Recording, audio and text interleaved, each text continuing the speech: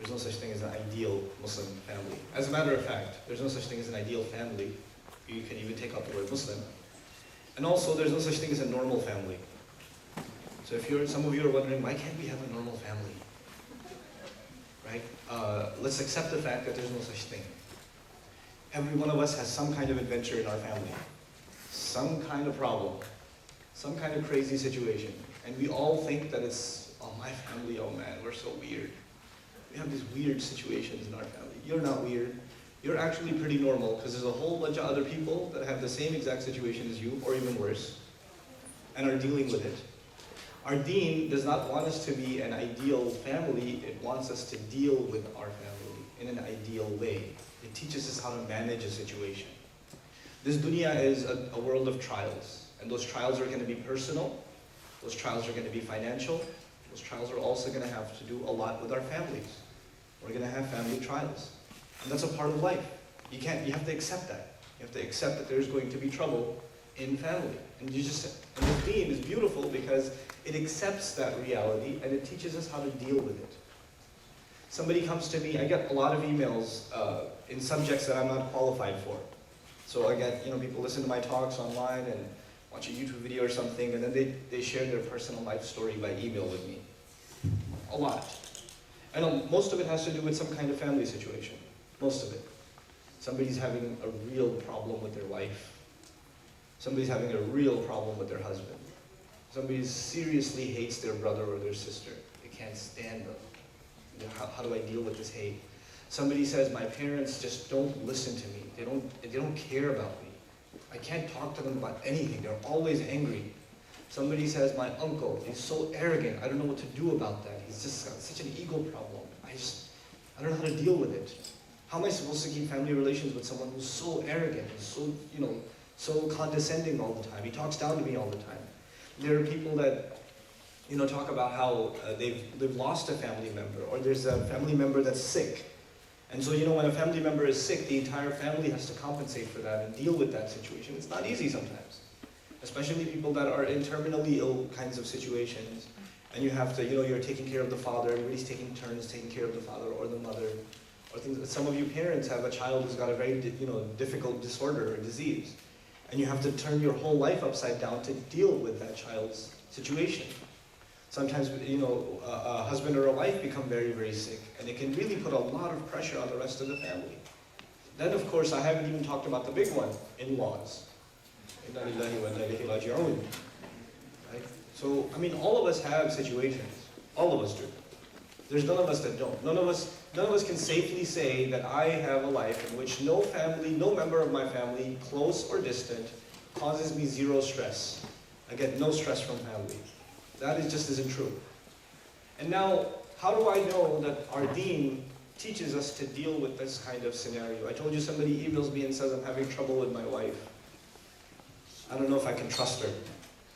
We don't communicate very clearly. I thought she was someone, but she's someone else. I don't really know. Sometimes I don't feel like I don't know who she is. I'm like, hey, that sounds familiar. Lut alayhi salam. And somebody else comes and tells me, my kids, they give me such grief. I've done everything I can to raise them, but they give me such a hard time. I'm like, hey, Nuh alayhi salam. That sounds familiar. Somebody else comes and tells me, my husband, he's abusive, he's scary, I'm afraid to talk to him. I don't know what to do. I'm stuck in this situation. I'm like, oh, Asiya radiallahu anha. Okay. And my uncle's a crazy guy. He's really arrogant. He gives me such a hard time. Oh, Abu Lahab. Oh, okay. You give me a situation, you give me a family situation, and chances are, somebody says, I hate my siblings. Like, I can't stand them. They're older than me, they always beat me up. I was like, oh, Binyamin. His brother, oppressed him. They even blame him when he gets arrested, in Egypt. Subhanallah. Every one of these situations, there's something in the Quran. There's something in the Sunnah of the Prophet ﷺ. Why are these situations there? Because even the best of people had family situations. The best of them. And it's not their fault. I would argue probably as far as parents are concerned, for example, that Yaqub alayhi salam is, in my estimation, probably the best parent or the example of parenting mentioned in the Quran. When Allah talks about parenting, He brings up Yaqub alayhi salam a lot. Okay? And Yaqub alayhi salam, as you know, his other name is Israel. And he has how many sons? Anyone know? He has 12 sons. 10 of whom give him a hard time for most of his life. A very hard time. And you cannot argue that Yaqub alayhi salam, being a prophet that he is alayhi salam, that he was not a good parent. He was an awesome parent. He did his job as a parent, but kids didn't turn out the way he expected. That's just reality. You can do your part, but you can only do so much. Then people, a lot of times people have a certain kind of email, or a certain kind of question. And that's really what I want to talk to you guys about, is how do we think about these problems? My discussion with you today is really just that. It's a discussion. It's not a halaqah of ilm. I'm not going to teach you something about Islamic knowledge that you didn't already know. But I want to have a conversation with you, and actually I want to dedicate most of our time together with you asking the questions and you bringing up concerns, things like that, inshallah ta'ala. But people ask, how do you talk to someone in your family who's got this, and this? How do you talk to your parents who don't listen to you? Or how do you change them? Right? So most people that have a problem, they think the solution is if somehow we can change the person who's giving us a hard time. We can change the person who's the cause of the problem. How do we change them? That is the problem, isn't it? Like Rasulullah sallallahu alaihi wasallam cannot change his uncle. He can't change him. He cannot change, Nuh alayhi salam can't change his wife. He can't. She is who she is. And the only one who can change the hearts is Allah, Ya Muqallib al-Qulub. Right? The one who can change the hearts. We can't change people's hearts. We cannot alter them. So we have to understand, first and foremost, that if you are expecting other people to change, and until other people change, your situation will not get any better, then you're looking at the problem the wrong way. Because if you keep waiting for other people to change, that may never happen. That might never happen. The only thing you can do, and I can do, is deal with the situation in a healthy way. And I'm not saying sabr is the only answer. There may be other things you can do. There may be other remedies to the problem. There may be other ways of tackling and dealing with the situation. But one thing's for sure. The primary responsibility we have, like if you're unhappy with your wife, for example, and inshallah ta'ala you're not, but if you're unhappy with your wife, every other conversation runs into a fight. They just end up arguing with her. Right? And she's unhappy with you, you're unhappy with her.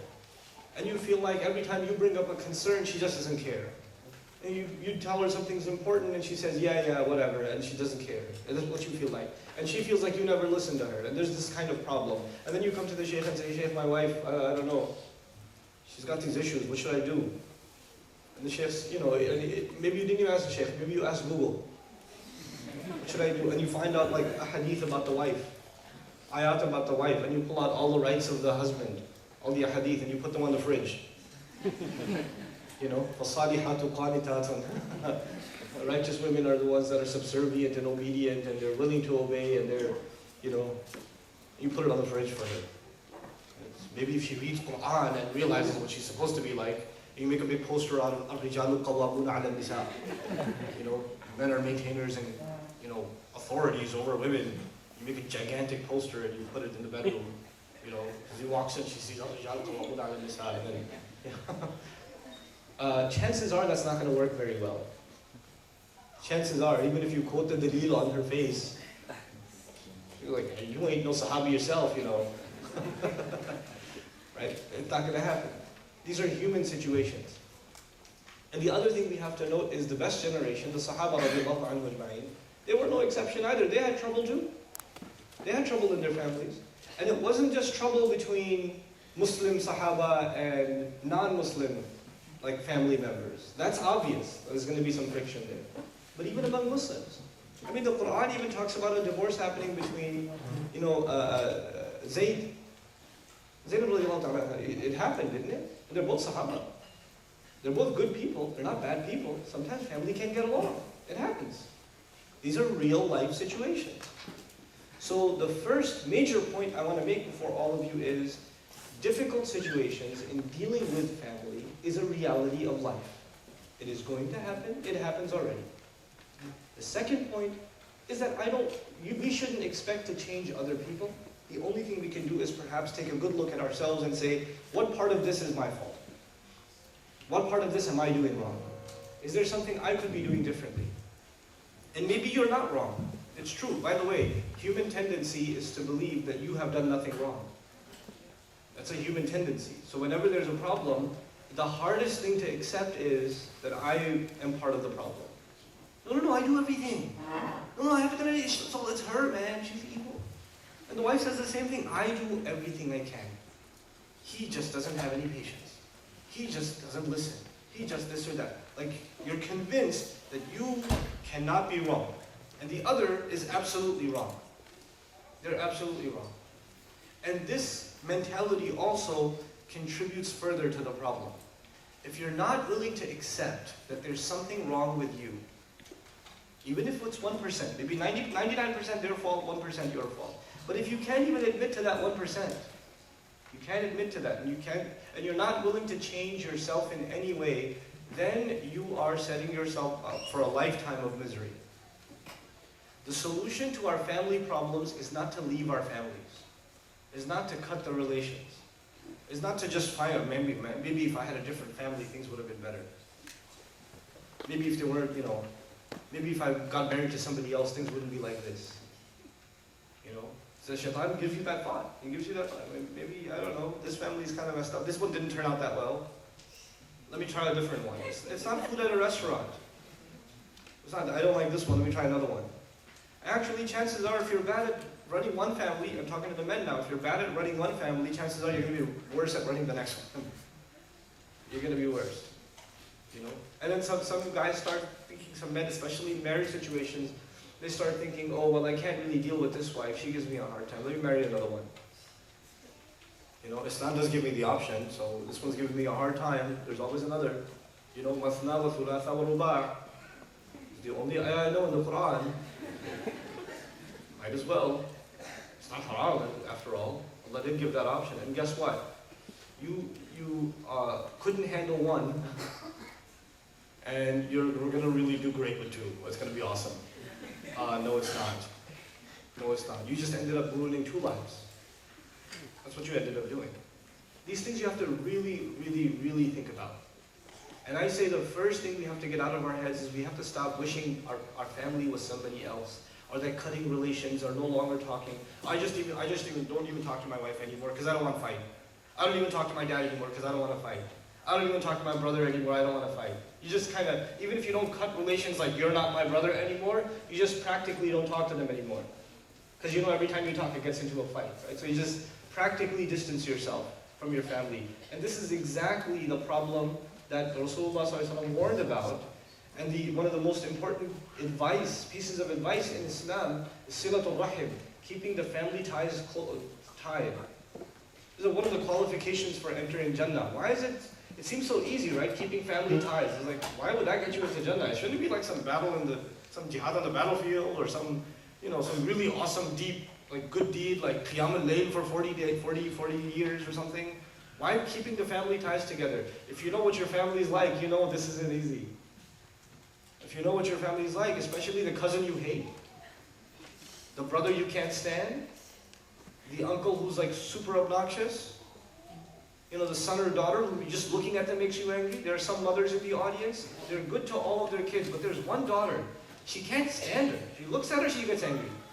She just gets upset. She sees her face, why are you here? She'll be smiling at everything else, and then she'll see that, and a dark cloud shows over her face. Just can't stand it. There's something in her head. I don't know what it is. She makes me so angry. And she's stuck in that state. There are some people that are having that problem. It's really straining relationships. That's what we learn about silatul rahim. Who are we treating poorly and why? And how do we start fresh? How do we build a real family relations despite all of our problems? There are some of you, because we're living in America, there's another interesting reality. There's a reality where people, the family's trying to hold on to Islam, and they're trying to, make sure the children learn the prayer, and they learn to observe the restrictions of the haram, and they commit themselves to the halal. one of the boys is becoming rebellious. One of the girls is becoming rebellious. And they stop praying. And you find weird stuff on their iPhone. And they're just headphones in the ear all the time. The father's going to Qiyam al-Layl every night. He's at every salat at the masjid. And the kid at home is a completely different character. The girl goes out and you don't even know where she goes, and then she comes back at 10, 11 o'clock at night. And there's this friction in the house, because it's like these kids have practically left Islam. They've practically left it. But the parents, because they come from a traditional Muslim family, where they were raised with certain values, it is so traumatic, it's so difficult to deal with that reality that my children they don't care about Islam anymore. You just decide you don't want to deal with it. The elders decide they don't want to deal with it. I'll just spend most of my time in the masjid. I'll just spend my time making dua, making dhikr, making salawat. That's all I can do. I'm not going to deal with my family. These kids, let them just do what they do. And every time, if you do talk to them, you yell and scream, the kids go, I don't have to take this, I'm out. They slam the door and they walk out. They don't have to take it anymore, And so you don't deal with it, and they say they can't talk to you, and eventually you end up losing those children. They end up running away from home. They end up, in all kinds of illicit relationships. They move out of the house. You lose touch with them. You lose family this way. There's so many families in the country that I've personally met, where 1 or 2 or 3 children just left the family. They just left. They left. For all practical purposes, they're not even Muslim anymore.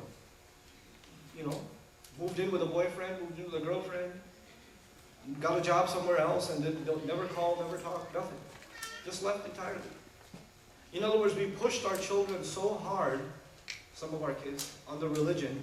We pushed them so hard that they broke. Literally, they couldn't handle it. We didn't realize. I know, mashallah, sometimes our neighborhoods in the United States, and some of that is here in Minneapolis, right? There are some neighborhoods that are like little Somalia. There's some neighborhoods that are like little Bangladesh. Some neighborhoods that are like little Pakistan, or little India. Hyderabad is also called Chicago nowadays. They're the same. Some neighborhoods. There are places in New York like that. There are places in Minneapolis like that. There are places, there are pockets, and everybody feels like, oh, this is not really America. It was like, there's a masjid right there. All the Muslims live in the same apartment complex. There's a 85 halal restaurants down the street. This is a Muslim country right here. But you know what? As much as you want to pretend this isn't America, the public high school is still the public high school. The movie theater is still the movie theater. The drugs on the street are still the drugs on the street. The gangs are still the gangs. You can pretend these few blocks are, mini khilafah for you, but it's not. It's not. That's just pretend. That's not dealing with reality. And there are people, especially elders in our community, and I don't blame them. I don't blame them. There's a language barrier, there's a culture barrier. They can actually live 30, 40 years of their life in America and not feel for a minute that they're in America. Because their life is go home, go to the halal grocery store, hang out with your friends that speak the same language as you, then go to the masjid, then go home, masjid, grocery store, home, masjid, halal restaurant, and go to each other's apartments. And you never, 40 years you didn't have to learn English. You didn't have to. Because everybody around you created this mini little village, and you lived in that. But your kids don't live in that. Your kids don't live in that. Your kids live in America. The duksi is not going to work for them sometimes. They're going to start hating it, some of them. You're going to have to make some changes. Because what worked back home may not work over here. You can't just prop a culture, pick it up from one place in the world, and drop it in another place in the world, and expect that it's going to work exactly the same way. It doesn't. It doesn't work. Some of it does. Sure. I'm not saying we drop all of our values. Absolutely not. And actually, specifically, I know there's a majority, mashallah, Somali community in the audience. And I want to acknowledge some things. Somali community in particular, so, mashallah, one of the things I love about this community is their relationship with the Quran. I don't know any other community that has that kind of relationship with the Quran, that kind of emphasis on the Quran, that kind of love for memorizing the Quran and reciting the Quran. Whether I go to a community in Columbus, Ohio, or I go to a community over here, in Minnesota, Or I see our community, the Somali community in Dallas. Or I see all over the country, there's pockets of Somali communities, and you go to those masajid, whether it's Fajr, Dhuhr, Asr, Maghrib, Isha, the masjid is buzzing with Quran. It's awesome. It's awesome. But the problem is I don't see the young people. I see the really young kids. I see the really young kids. I see the really old people. I see the women. I don't see the teenagers. I don't see the 13-year-olds. I don't see the 15-year-olds. I see one or two of them. They're good kids. Where's the majority of them? Where's the majority of them? You'll find them on the basketball court. You'll find them somewhere a little farther away from the masjid. Maybe even there's a program going on in the masjid. The guys show up. They'll show up if there's a ball court at the masjid. Play ball outside, But you know what? I'm not complaining.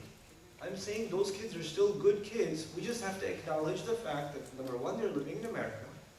They're living in America, so how we're going to give them Islam is going to have to be different. It's the same Islam, but the way we administer it is going to have to consider, the other realities in our community. So, I was talking to you about family, the ideal Muslim family situation. The biggest principle in having a healthy family, I'm not going to say ideal family because I told you there's no such thing. Even the prophets didn't have ideal families. Even they had problems in their families.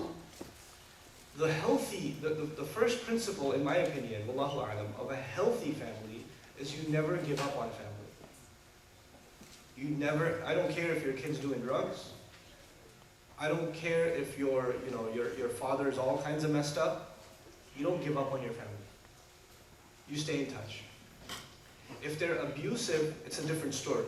If they're physically abusive, if they're emotionally abusive, even though you don't give up on them, that doesn't mean you take the abuse either. The second principle is you don't accept abuse. You don't continue along with abuse. It's not healthy. You're not helping yourself. You can't say, oh, I'm just having sabr. No. That's not sabr. That's not sabr. You're just damaging yourself. And human beings can only take so much. We're a limited container. You take so much, enough abuse is given to you and you will break, you'll snap. Crazy things will happen. You have to draw the line. You will accept, you will take care of your parents, for example. You will do everything you can for them. But when they do something that's outright wrong, you will have to stand up and say, this isn't right. And you have to, the elders in our community have to get involved in that. A lot of times, subhanAllah, our traditional elders in our communities, they're so knowledgeable and they're so well qualified as scholars. But at the same time, they are not aware of a lot of the situations of our families. They're not just fully aware of them. So they never bring it up in their khutbahs and their durus and their halaqat. They don't bring it up because they're not made aware. They're not made aware. And they're good people. The community's job is to make the leadership aware of what's happening. Because I can almost guarantee you the imams of our community, the ulama of our community, they're concerned people. They want good for the people. They want Islam for the people. So when they hear about the problems, it concerns them and they will try to educate the community more and more, raise awareness more and more about the kinds of problems that are happening. Abuse is unacceptable. Not abuse from parents to children, not abuse from children to parents. It's unacceptable. The second thing is, so three things that I mentioned so far. One, you don't give up on family. Two, you have to draw the line somewhere. You have to draw the line. You can't just, anything goes. It's family, they can do whatever they want. No, our deen did not give open license. It's not like that. It's not like that. We have to obey our parents. We have to obey our elders. Yes, we do. But we cannot allow that obedience to turn into abuse. That's not right. That isn't right. So if they're violating your rights or they're hurting you, then you have to have that conversation. And it's not haram for you to have that conversation. It's not wrong for you to have that conversation.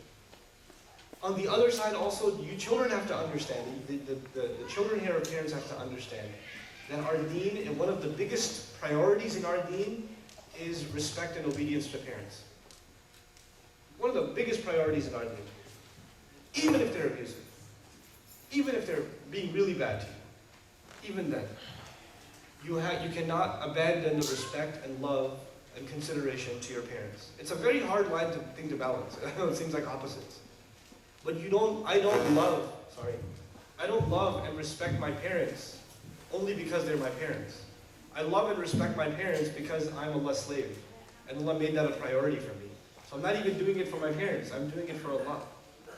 And me not caring about my parents is actually me not caring about what Allah said. I will not have to answer to my parents for that, I will have to answer Allah for that. I have to be very clear that my relationship with my parents is not a reaction.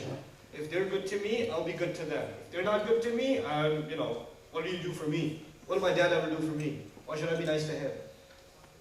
No, it's not a reactionary relationship. This relationship we have with our parents, especially with our parents, is a relationship that's based entirely on Allah's commandment. وَبِالْوَالِدَيْنِ إِحْسَانًا. It's unconditional. You have to have ihsan with both your parents unconditionally. It's not dependent on whether they're good parents or not. You have to do the best you can with them. You have to do the best you possibly can with them. Sometimes our elders, they do things that harm themselves. Our elders, they do things that harm themselves. Sometimes they get stressed, they cry, they yell, they scream. And you think they're doing that to you. But you know what? They're just as miserable. They're making themselves miserable. And sometimes they don't know how to get out of that. You have to help them get out of that. You cannot yell back. You have to just calm your mother down and take her for a walk and get her a flower and just work on her. And it won't happen overnight. It'll take some time. It'll take some time to get the anger problem of your dad resolved. It'll take some time. But we have to work on our parents because sometimes they make their own selves miserable. They really do. In many, many cultures in the Muslim community. Because they don't know how to deal with this changing, completely different family. They weren't the kind of kids you are. They'll keep telling you, I never did this to my parents. They'll tell you, I never talked back like that to my mother. Yeah, but you didn't live on this continent either. That was a different time. That was a different, the culture, the values, the society, it was completely different. But they don't necessarily understand that. And I don't expect them to understand that. So it's going to be very traumatic for them to deal with people like you guys. You guys are pretty traumatic to deal with. You have to understand the kids in this audience. They're not easy to deal with. You're not easy to deal with by your Sunday school teacher, your teachers, some of your friends. Forget your parents. Yeah, you're not easy to deal with. You have a lot less patience. You talk back a lot more. You want to do your own thing all the time. You don't ever listen. And if you do, it's not because they said it once. They have to say it at least 100 times before you listen. And even then you complain. You're not easy to deal with. So if they're upset, they have a reason too. Everybody needs to do an assessment about what they're doing wrong in their relationships. And what's going wrong in our relationships. So this idea of how can I be a better son? How can I be a better mother? How can I be a better father? How can I be a better husband? How can I be a better wife? You have to ask that question without asking the other one. Okay, so the sister listening to this dubs, she goes home, she goes, okay, I'm ready to be a better wife. But what are you going to do? No. Don't say, but what are you going to do? Don't add that part. You're going to be a better wife. Husband goes and says, okay, I'm ready to be a better husband. But you're going to change too, right? Don't do that. You still haven't understood. You cannot expect other people to change. The only one you can change is yourself. What's our motivation as Muslims? Our motivation as Muslims is we can go before Allah and say, Ya Allah, I did my part. I did what I could as a good husband. I was patient. I didn't yell. I didn't complain. She would sometimes, that's out of protest. She would say the meanest things to me. She would say horrible things about my mother. And I would just say, A'udhu billahi minash shaitanir rajeem, and I wouldn't listen. And I didn't yell back at her. And I didn't tell her how much I hate her mother. I didn't say anything. I was quiet. Sometimes I came home and she didn't even say salam to me. It hurt my feelings, but I didn't say anything. Sometimes I came home and she was already sleeping. And I didn't have dinner yet. And I tried to wake her up and she shooed me away. And I got really upset, but I stayed quiet. I was patient. And I wasn't upset the next day either. I did my part, Ya Allah. I did. I'm not complaining.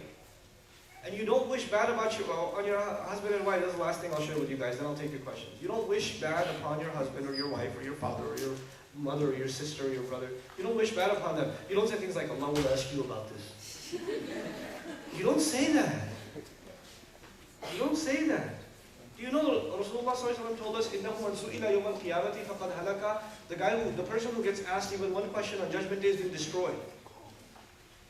You're that angry at your wife, you're that angry at your husband, that you wish that Allah interrogates them on Judgment Day? Do you know how serious that is? Let me give you some idea of what you're wishing for. You have just had a fight with your wife. If the police showed up at your door, and they put handcuffs on your wife, you'd be okay with that? Like, that's what you deserve. You were sleeping when I came for dinner, you didn't wake up, you shoot me off? This is why this is happening to you. That's what you deserve. Would you do that? No. You would forget the fight. Like, don't touch my wife, man.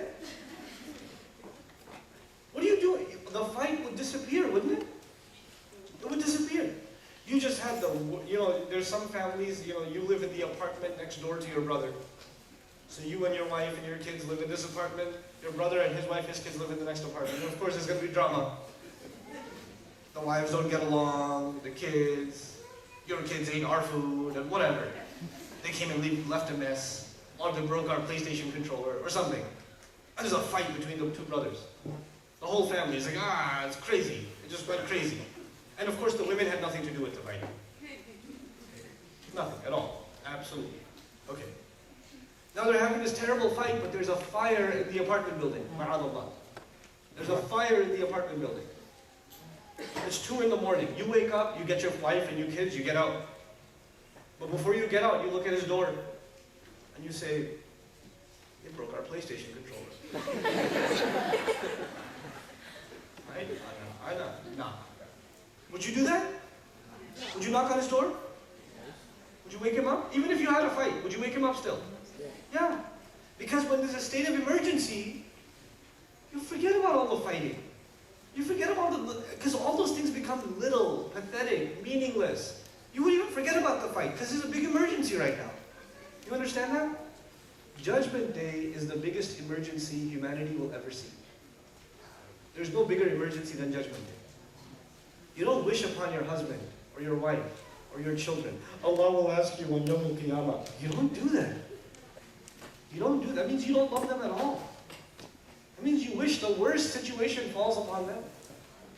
That just means you don't care about them at all. You don't even wish that on non-Muslims.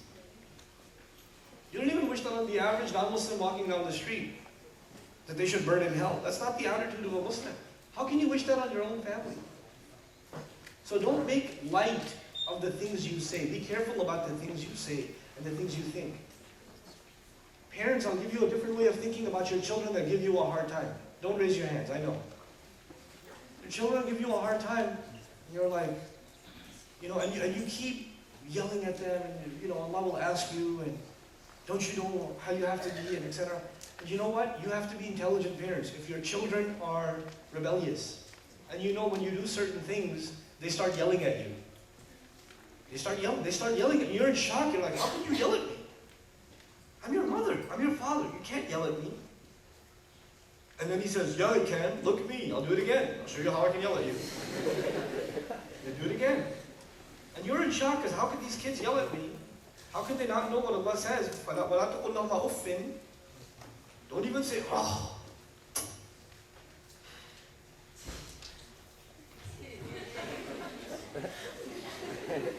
That's off. That's tafsir of off. Don't say that to them. This is another off. That's an off. Don't even say that much to them. And you're yelling back at them? You know what? Parents, I'm not talking to the kids. You're in trouble. Kids are in trouble as it is. I'm talking to the parents.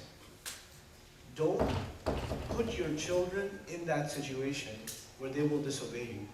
If you know that they're disobedient already, don't further their disobedience. Don't create the situation where the argument is going to happen.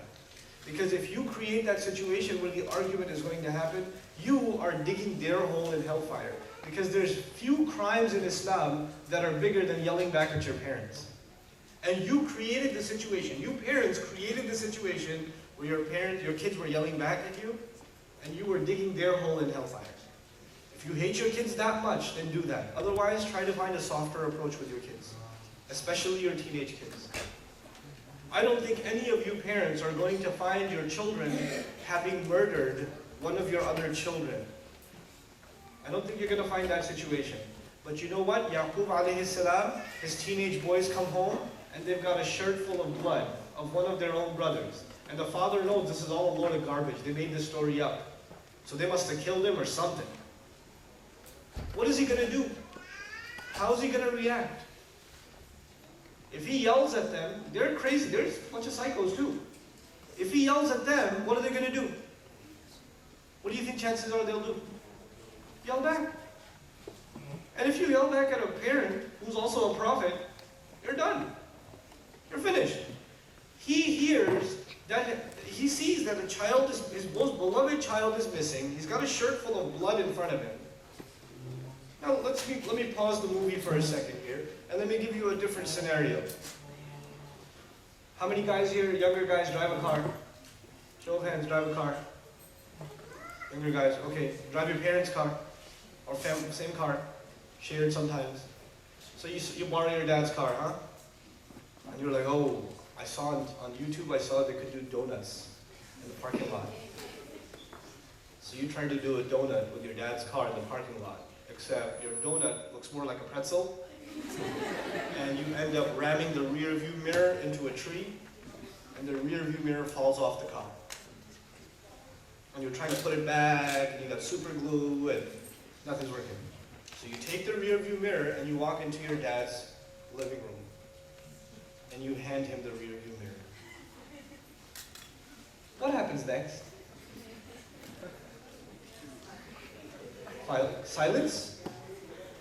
Here's what your dad says.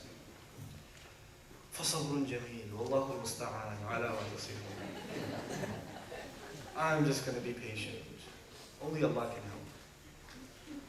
Right? That's what your dad says, right? Yeah. No. They don't even find your body.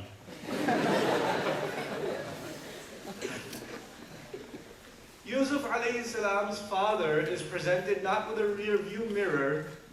What is he presented with? A shirt with blood. A missing child. What are you expecting to hear? What do you expect to see? At least slap him. At least punch them all in the face. At least yell at them. At least yell at them. Come on, just yell at them. You gotta do something. What does he say? It's one of the strangest places in the Quran from a psychology point of view. It's very hard to understand. فَصَبْرٌ جَمِيلٌ. فَصَبْرٌ جَمِيلٌ. Why? Because he knows if he yells at them, they will become even worse. And he doesn't want his children in hellfire. So he can only do patience right now. Because he sees not just what is happening in front of him, a parent thinks about the future. A parent doesn't just see what's happening now, he thinks about the future. If they become even more rebellious now, then the door to Tawbah is closed for them. That's it, they're done.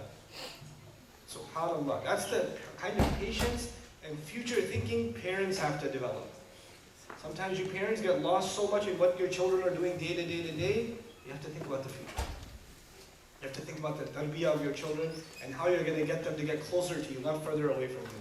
Every time you yell, every time you yell, every time you scream, they get further and further and further away from you. It's harder and harder and harder to connect with your kids anymore. And you're doing that. And you have to learn to stop yourself and not do it anymore. These are just a few random things I wanted to share with you about just family and how we have to really think about one of our biggest priorities in our communities is keeping our family together.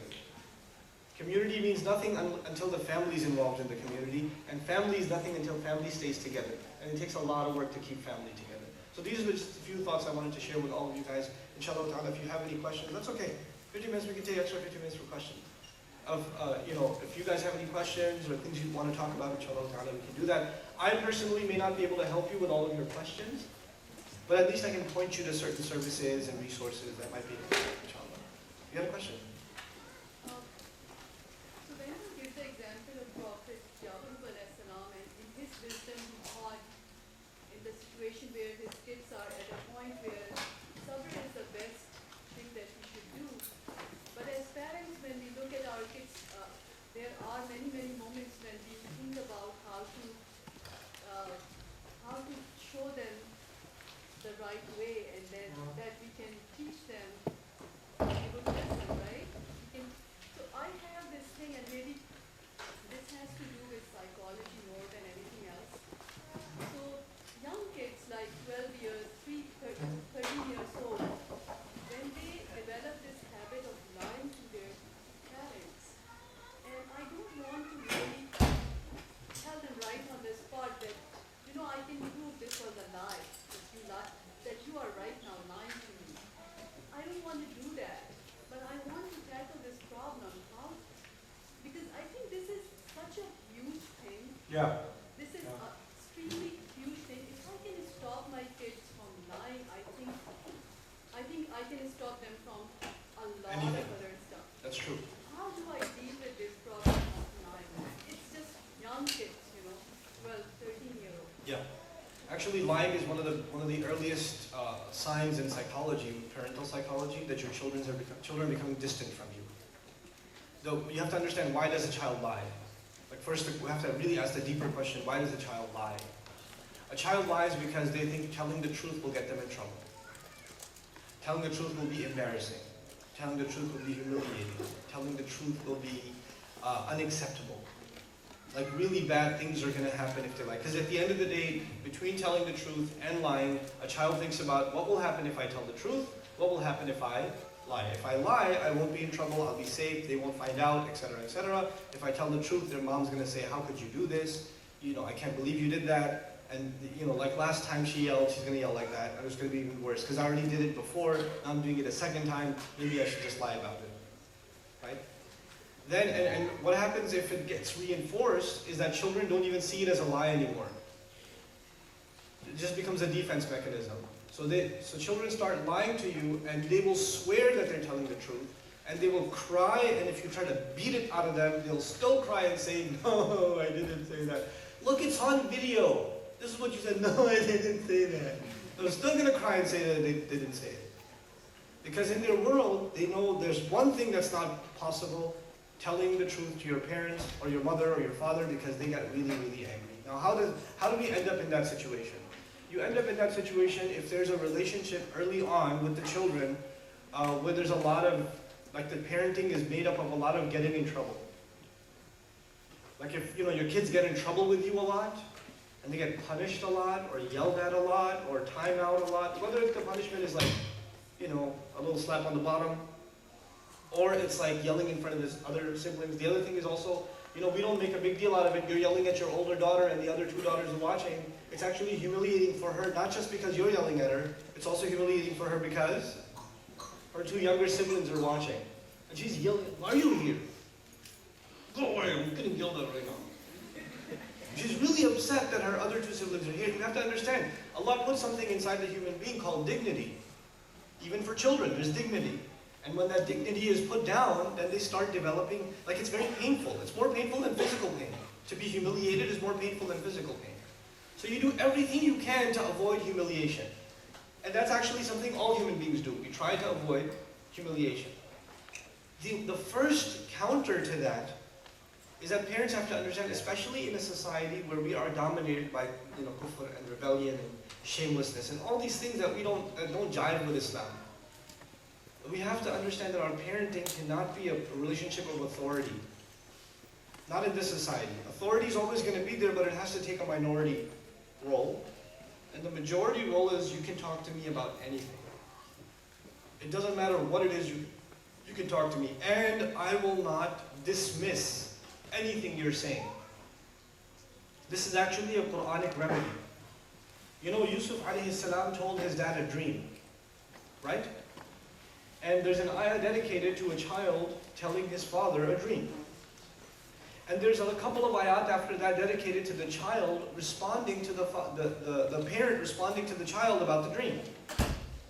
And it's not the mother, it's the father. Now who listens better, kids? Mother or father? Let me hear it. Mother or father? Father listens better when you're little? Mother listens. Father, you could talk to for half an hour. Baba, in second period, we made a mountain today. We drew it. And then I put a bird on top of it. And he's sitting there going, yeah, flipping channels. That's good. And I broke my teeth. That's good. He's not listening. Dads, typically, especially for younger kids, they're not good listeners. They just want to tickle you and play with you and then leave me alone. They're not there for conversation. This boy comes to his father and tells him a dream. Now imagine a scenario where you're 6, 7, 8, 9, 10 years old, you go to your dad and you tell him a dream. Baba, you know what I saw, Baba? I saw a dinosaur and it was eating its own tail and then it said, ouch. And your dad's like, very good, mashallah, okay. Now go do your homework. He's not really listening. Because he thinks a child's dream is absurd. And what did the child see in his dream? I saw 11 stars and the sun and the moon and they were all doing sajda to me. Oh, you put that on? Cool. Right. So, but the father listened. The father listened. And it's not, what's really amazing about that is, what we're learning about parental psychology in that surah, the first lesson we're learning is you have to carefully listen to your children even if they're talking about something that's not reality. A dream isn't reality. They're just talking about their thoughts, what they saw in a dream, but you still have to pay attention. And you have to pay so much attention that the father listens to it, and then there's a couple of ayat of complimenting his child and engaging his child. And the other thing is, who would think? Which child would think, I just saw a dream, here's a good idea, I should talk to dad about it. When do your kids come up to you and talk to you about anything? They don't. They don't talk to you about their friends at school. They don't talk to you about homework. They don't talk to you about, what one of their friends had on their mobile device that they tried to show them. They don't talk to you. They're afraid to talk to you. But you've created that relationship. Yaqub alayhi salam has created a relationship where his son is so comfortable talking to him about anything, even if it's a dream. The first person he thinks about talking to is who? His dad. When you have that kind of open relationship, lying is not going to be a problem. But, did his other kids lie to him? They did, didn't they? They lied. So you know what that means? You can do your part as a parent to be as open and as accessible and as kind and as clear as you can in your communications, and there are strategies you can employ. But if someone is going to have certain challenges in their personality, at the age of children, we can try to address them as best we can. But once kids become teenagers, they're their own personality. You can only do so much. Then it's sabrun jamilun time. Then it's time for sabrun jamil. You can't really change it. Then you can only ask Allah for help. Now, so the open communication, you don't have to be afraid if you tell me, yes, it's a bad thing you did, but I love you anyway. That's sort of, it's going to be hard, but it has to be developed. Especially for us as parents, because we come from a culture, whenever you make a mistake, what's the first response by the parents? It's the first response.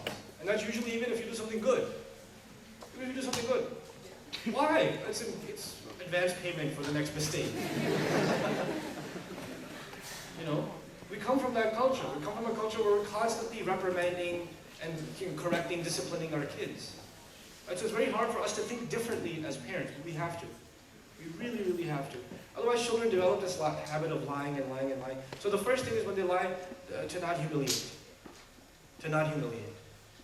The second thing is to pull them aside, maybe take them on a trip, maybe sit them down for ice cream, something, and say, look, I know what happened. And I know that wasn't the truth, but I'm not angry. I'm really hurt that you don't think that you can trust me. I trust you, Mama. No, you don't. If you trusted me, you would have told me. And I really feel sad that you don't trust me. Did I do something wrong? Is it my fault you don't trust me anymore? You know, I feel really bad. Maybe I'm a bad parent. No, Mama, you're not a bad parent. I'm sad. It's cognitive. Put yourself in that situation. You make the love of your child for you, not the fear of your child for you. The love of your child for you should drive them to the truth, not the fear. And it'll happen. It takes a little bit of work. You're chipping away at this heart. And eventually you open up. But that's really what you want, especially by the time your children are teenagers. Because by the time your kids are teenagers, man, they get tough. They get hard to deal with. They get hard-headed. They get stubborn. So when your kids are 11 and 12, this is the most important age of their life with you. Make extra time for your 10, 11, 12-year-old. Extra time to talk, to sit, to discuss, to hang out. You have to. You know, my oldest daughter is about to turn 12. I am scared to death. I'm terrified. And what I've decided to do, first of all, I'm traveling a lot less. This is one of the longest trips I've done this year because I'm staying an extra, like these few hours that I'm talking to you guys. But you know what I do? Even if I take maybe one trip a month, and what I've decided to do is I take one of my girls with me per trip. So I can spend one-on-one time with each girl and just talk. Just do dumb things. Just talk, just spend time. Why? Because, you know, I have 6 children, and even if I talk to each of them every day, they're all fighting for my attention, right? We're all talking at the same time. We're not having a personal conversation. I'm not getting to know them as a person as much. I need time with them by themselves. That one-on-one time with your children is what will save your life. And if you're not making that time with your children, one-on-one. I know Somali families, you got a lot of kids like we do. One-on-one time with each kid. And I know what happens after you pass 6 kids. You're like, hey, what's your name again? Oh, what's your name? Kareem, I mean Zainab. God. Number 3. No, wait. Number 2, just come here. You know. And you're sitting, he's like, your dad's like, I'm so proud of you, Zainab. Dad, I'm Fatima. That's what I meant. You know what I meant. You know? One-on-one time with your kids. Really important. Yeah. I was hoping that you could touch on an issue. Growing up, my mom, like in our culture, they would do like badduas in Khan and Somali, right? And it was a baddua, right? Yeah. And now I'm seeing it in my sisters as well. When they get upset with kids, they do the baddua again. And I feel like, I mean, it's punitive enough in this world, but you're asking Allah to attack your kids as well. You know, That's really bad. Putting wrath on your kids. It's just scary, and that's one of the things that actually leads to the lying, fear, communicating with parents, and also having that, you know, like having it under the mother's feet kind of goes away. Well, she's already shunned me. I'm going to go to hell anyways. Why should I try? Right. That's a really good point you brought up. Like there are some cultural situations when parents get frustrated that they make like a dua for Allah to punish the children. You know? Like I know in some Arab societies and they do this kind of, some weird oxymoron type thing. The guy gives a really good piece of poetry, he drops like a line of poetry. They're like, Allah yakhrib baytak. You know, may Allah destroy your house. But he means, you're so awesome, I hope lightning strikes your house. That's not a good thing. You don't make, I mean, they don't mean that, but they're just kind of like, oh man, you impress me so much that I hate you. It's like a love-hate thing, right? So the first response to that would be, parents may not mean it. You just say it. You don't mean it, but you don't just say it. But you know what? The kids don't know that. Kids don't say to them, Mom said I should burn in hell, but she doesn't mean that. She wants me to go to heaven. No. That's not what your child's thinking. They really think you hate them. Mom doesn't like me. The worst thing that can come out of a child's mouth, the worst thing that your child can ever think is, Mama doesn't love me. If she thinks that about the mother or the father, then you are a terrible, terrible, terrible parent. You're a horrible parent. If your child thinks that your child is not loved. Because you've lost them. You lost that child. When they become an adult, even a young adult, they will want nothing to do with you. And you've ruined their life. You really, really have. Sisters, you have to control your anger. And I'm in no position to tell you what to do, honest to God. Some of you are homemakers. You're working like 3, 4 a.m. the baby starts making noise. The other kids have to be made ready for school. You spend most of your day preparing the meals. While you're preparing the meals, the kids are undoing all the cleaning you did. Then you have to do the diaper changes regularly. Then you have to do the laundry regularly. Then the groceries are out. The milk is finished. Then while you're doing all of that and the kids are getting ready for breakfast, one of your sons takes the cereal and tips it over and pours the milk on top of it on the floor. And then your husband wakes up and says, "Where's my breakfast?" And then, and so this is happening every day, and it's stress, and it's stress, and it's stress, and it's stress, and then you finally, one of your little kids, or your daughter comes home, or your son comes home from school, 3rd, 4th grade, and they slap the 2-year-old. And you've been putting up with a lot all day. I mean, they just came from school, but you've already had a 12 to 10-hour day. And when your 3rd grader slaps the 2nd grader, kablu! It just all boils over and you explode. All the other children are like, one kid gets it. He just gets it. And then your husband comes home and says, "Why are you always angry?" And you're like, you have no idea how hard could it be. And then you say, "Oh, well, how hard could it be? Why don't you watch the kids for an hour? I'm going somewhere." This husband will almost die.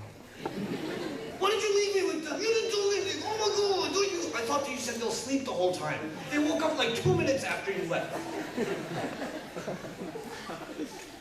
Oh my God. So you know what? I can respect that you have a very stressful life. I can respect that. But there's even more expected from you. And you know what you have to do?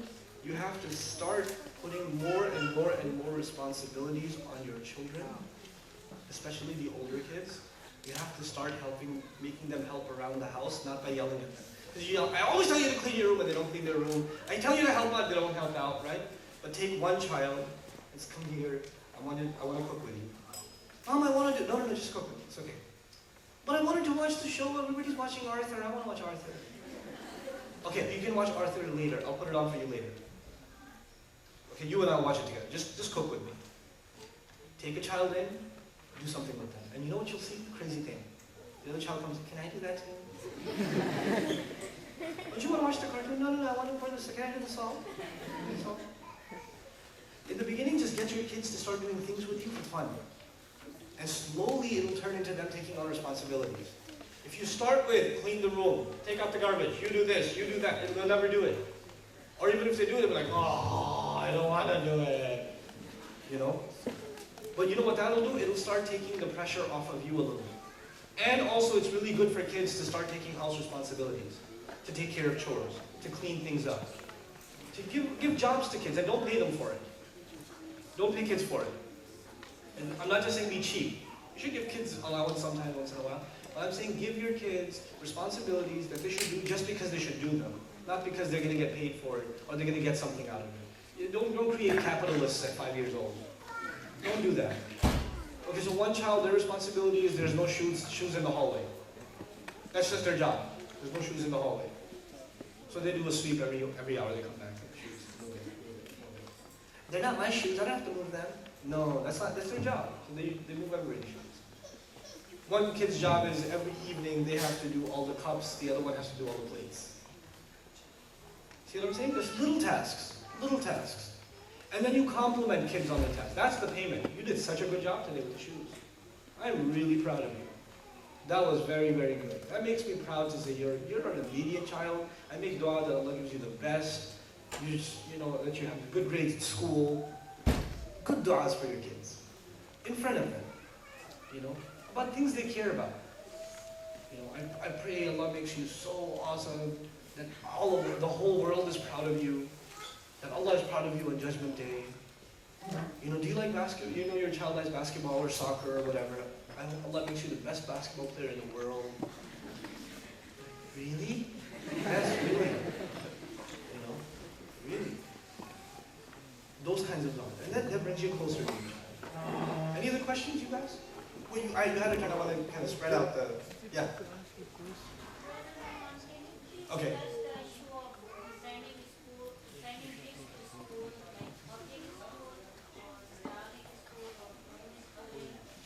Okay, so the question is, what do we do with our kids? Public school, Islamic school, or homeschooling?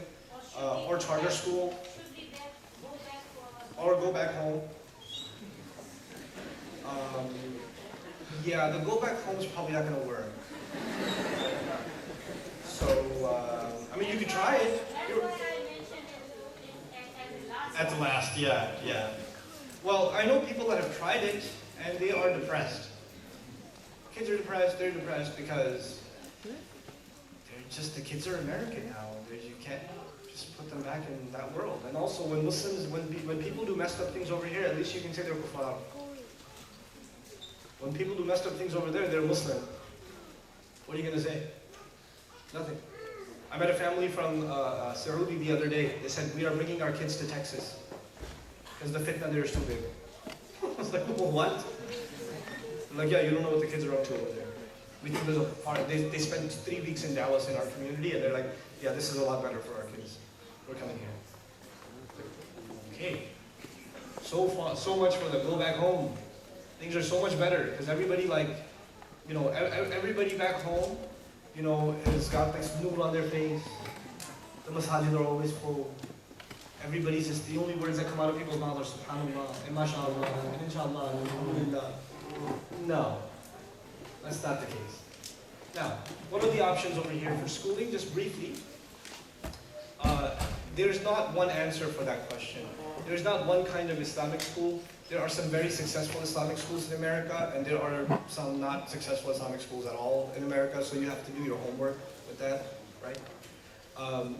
The second thing is, there are some public schools that are very, very good, but if you're going to put your child in public school, you have to be aware of what happens at public school. What are the things that are on most kids' mobile devices? What are the most downloaded songs? What are the most downloaded movies? What are the most visited websites by a teenage category? Google Analytics are there. There are some Muslim counselors that have already done all of this research. You have to know that even if your kid doesn't go to those websites, this kid sitting next to them goes to them and shows it to them. So your children will be exposed to things, and you need to know what those things are. So if you don't know who Justin Bieber is, there's a problem. If you don't know, seriously. And if you don't know, what movies are being watched, or what Grand Theft Auto is, or if you don't know these things, then you can't be sending your child to public school, because you need to know that stuff. You need to really, really know that stuff.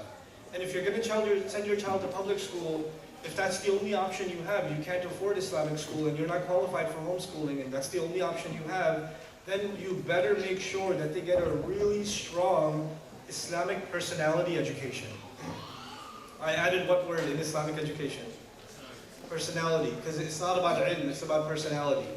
It doesn't matter how many du'as they've memorized, how many surahs they memorized, how much they can recite, etc., etc. It matters what their personality is like. And personality is developed in a program where you have a lot of discussion. And our children, I was just mentioning this to some brothers I had lunch with yesterday, we have to make sure that at about 11, 12 years old, we have a discussion about Islam with our children as though we are introducing Islam to them all over again. It's like we're making them Muslim at the age of 11 and 12, cognitively, like they're coming intellectually to Islam. They're not coming to Islam because it's inherited. They're not coming to Islam because they were raised a Muslim. They're not coming to Islam because they don't know anything else. They're coming to Islam because they're convinced of Islam. So we have to build that personality, I believe at the age of 11, 12, of the foundations of our aqidah. Why do we believe what we believe? Why is everything else wrong and this is the right? To build that confidence into our kids, because if the right mentality is there in our children, then you will find they'll be able to deal with all the fitna in an easier way. It's still going to be tempting, but not as tempting as if they're not convinced of Islam. They have to be genuinely convinced of Islam, genuinely convinced. Our iman cannot be inherited. It cannot be borrowed. It cannot be social, like everybody else is Muslim, so I'm Muslim. It can't be like that. And because we haven't addressed that issue of building Islam into our kids at that age, convincing of Islam at that age, the problem with that has become that our children are like playing around with ideas of atheism and agnosticism in teenage years. I actually met the brother told me about a kid, a girl actually, who's gone through the Duxi system in Minneapolis. She's gone through the system, and her parents found out, on Twitter and on like Facebook, she loves this atheist lecturer, and she's like listening to all of his talks and this and that. She's really impressed with him, and I'm like, and that's not a surprise. Because, you can't just give Islamic knowledge and not build the real foundation in Islam is, why are we Muslim? Why are we Muslim? And that has to be built. A lot of times the parents aren't equipped in building that. I'm hoping to develop some of that for children, inshallah ta'ala. That's one of my concerns is, because I want to do that for my kids, but if I'm going to do it for my kids, then I might as well try to do it for other people's kids too. Why are we Muslim? Why is Islam superior to everything else? My goal for my kids, this is the last thing I'll say, my goal for my kids as teenagers is that they see Islam as far above and far better than everything else, and anything else that contradicts Islam outside in society. They see that not only they're not impressed by it, they feel that those things are pathetic and sad and inferior, and they're like beneath them, because Allah has honored them too much by Islam. Yeah, I know. Allah has honored them too much by Islam for them to be impressed with that stuff. So I want my girls, even if they go to a public school, and they're not going to go to a public school, but even if they did, even if they went to a public school and they see girls dressed the way they dress, they'd be like, I feel sorry for these girls, man. Allah has honored us with Islam, and these girls have no respect for themselves. I feel bad for them. They're not going to say, oh man, I wish you could dress like that. Everything's haram in Islam. That's not how they're thinking. If we can fix the thinking, the behavior will become easy. The issue is we keep focusing on the behavior, we don't focus on the thinking. We have to empower the thought of our children. Build that Islamic thought. And if we can do that, inshallah ta'ala, we're going to have a really awesome generation ahead of us. And again, just as a reminder, 11 to 12, that's the year to start building that thought. In my opinion, that's the time children become more inquisitive. They start asking why. They start saying, why are my non-Muslim kids, my non-Muslim friends, why are they going to go to hell? I wonder which religion is right, because we all have a religion. It's kind of weird. These thoughts come in their heads. It's going to happen when you're living in a pluralistic society. It's going to happen. Might as well help them deal with those questions. We have to do that. We have to do that. And inshallah ta'ala we will. And we'll do a great job of it. Alright, my time's up, inshallah ta'ala. Jazakumullahu khairan, all of you for listening. Sorry I took extra time. I know there's another speaker waiting, inshallah ta'ala. Thank you so much, very much. Assalamu alaikum.